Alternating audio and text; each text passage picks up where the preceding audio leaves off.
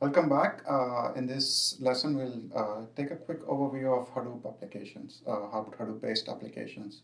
There's a rich suite of Hadoop applications, and we can't really cover all of them in a single lesson, but we just want to give you a flavor so that you understand what kind of applications people use Hadoop for. So the basic types are usually databases and stores. So this is something like HBase. You have a lot of applications which let you query data that's sitting in HDFS or in HBase. Something like Hive and Impala. And then you have machine learning and graph processing kind of applications. And lots of options in these cases, as I said. So I'll go through and give some examples of each of these, and then the ones in green here are what we're going to talk about in either this module or upcoming modules.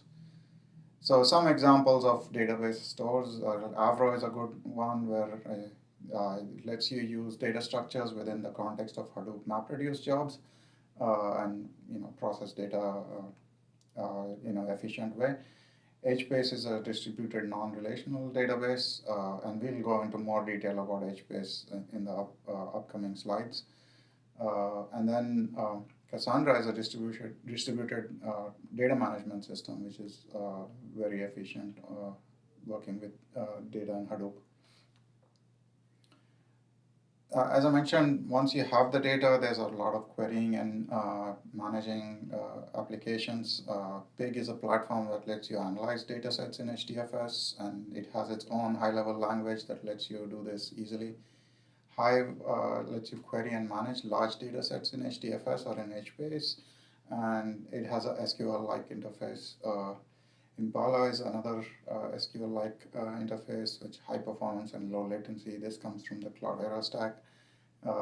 And Spark is a general processing engine that lets you do streaming, SQL, machine learning, graph processing. It's pretty versatile and also lets you do more complex workflows very easily.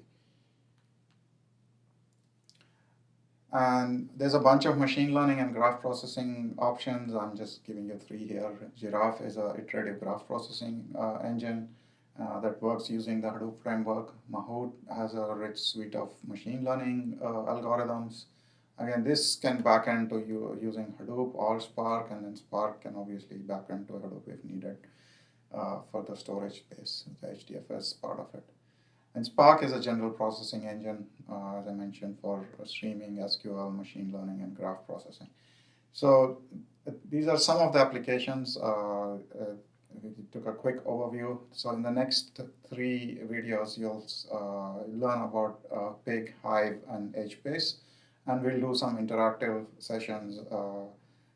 So get ready with your VM.